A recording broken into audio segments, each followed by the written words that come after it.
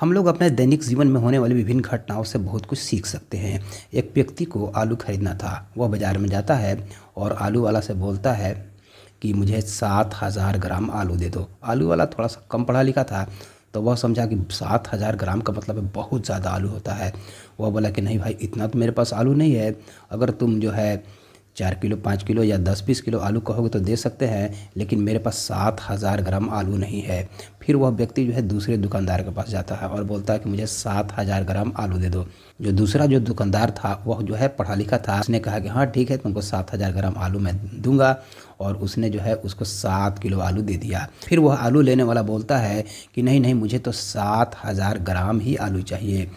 आलू बेचने वाला समझ गया कि यह कुछ ज़्यादा ही पढ़ा लिखा है। फिर वह आलू बेचने वाला बोलता है कि भाई, तुम जितना आलू खोज रहे हो उतना आलू इस मार्केट में किसी के पास नहीं है, इसलिए तुम घर जाओ। तो यहाँ समझेंगे कि किसी भी यूनिट को यानी कि इकाई को, अगर यूनिट का वैल्यू काफ़ी लंबा हो तो उसको हम लोग शॉर्टकट में पढ़ते हैं। जैसे कि 1,000 ग्राम होता है तो उसको 1 किलोग्राम बोलते हैं। 7,000 ग्राम होगा तो उसको 7 किलोग्राम बोलेंगे। और अगर आप मार्केट में अगर 7,000 ग्राम ही बोलेंगे तो उस स्थिति में आपको जो है दैनिक जीवन में विभिन्न प्रकार की समस्याओं का सामना करना पड़ सकता है। तो यहाँ समझेंगे कि फ्रीक्वेंसी को हम लोग सिग्नल भी बोलते हैं, और फ्रीक्वेंसी के वैल्यू को हम लोग हर्ट्ज़ में दर्शाते हैं। तो 1,000 जब हर्ट्ज़ होता है तो उससे हम लोग 1 किलो हर्ट्ज़ बोलते हैं, और जब 1,000 किलो हर्ट्ज़ होता है तो उस स्थिति में उस 1 मेगा हर्ट्ज़ बोलते हैं। और जब 1,000 जब मेगा हर्ट्ज़ होता है तो उस स्थिति में इसे 1 गीगा हर्ट्ज़ बोलते हैं। तो ठीक इसी तरीके से वोल्टेज, 1,000 जब माइक्रो वोल्ट होता है तो उसे हम लोग 1 मिली वोल्ट बोलते हैं, और 1,000 जब मिली वोल्ट होता है तो 1 वोल्ट बोलते हैं, और जब 1,000 वोल्ट होता है तो 1 किलो वोल्ट बोलते हैं, यानी कि 1 केवी बोलते हैं। हाँ, इस मल्टीमीटर पर समझेंगे कि डीसी वोल्ट की जाँच करने के लिए यहाँ से लेकर यहाँ तक रेंज बना होता है। अगर 200 मिली वोल्ट की जांच करना हो तो इस स्थिति में इस नॉब को यहाँ फिट करेंगे और 200 मिली वोल्ट की जांच कर सकते हैं।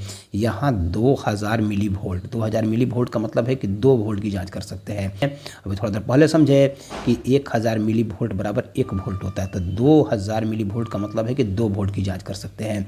यहाँ आप 20 वोल्ट की जाँच कर सकते हैं, यानी कि 20,000 मिली वोल्ट की जाँच कर सकते हैं। यहाँ पर 200 वोल्ट की जांच कर सकते हैं, और यहाँ पर 1000 वोल्ट की जांच कर सकते हैं। करंट की ताकत को एम्पियर में दर्शाया जाता है। तो यहाँ समझेंगे कि 1000 जब माइक्रो एम्पियर होता है तो उसे हम लोग 1 मिली, और जब 1000 जब मिली एम्पियर होता है तो 1 एम्पियर बोलते हैं। तो यहाँ इस मल्टीमीटर पर समझेंगे कि एम्पियर की जांच करने के लिए यहाँ से लेकर यहाँ तक रेंज बना होता है। यहाँ आप 2000 यानी कि 2000 माइक्रो एम्पियर की जांच कर सकते हैं। हम लोग जानते हैं, थोड़ा देर पहले समझे हैं कि 1000 जब माइक्रो एम्पियर होता है तो उसको हम लोग 1 मिली एम्पियर बोलते हैं। तो यहाँ पर 2 मिली एम्पियर तक की जाँच कर सकते हैं। यहाँ आप 20 मिली एम्पियर की जाँच कर सकते हैं।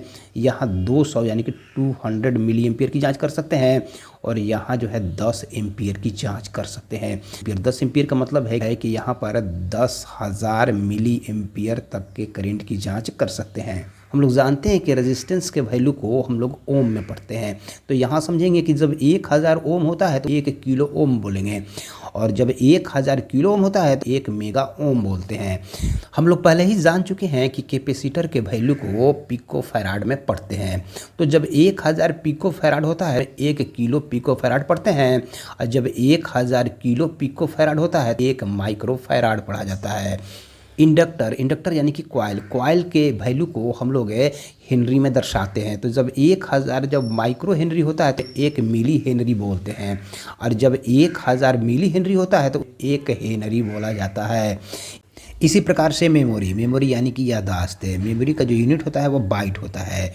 तो यहाँ समझेंगे कि 1024 यानी कि 1024 जब बाइट होता है तो उसे हम लोग 1 किलो बाइट बोलते हैं, और 1024 जब किलो बाइट होता है तो 1 मेगा बाइट बोलते हैं, यानी कि 1 MB बोलेंगे। और जब 1024 मेगा बाइट होता है तो उसे हम लोग 1 गीगा बाइट बोलते हैं, यानी कि 1 GB बोलते हैं।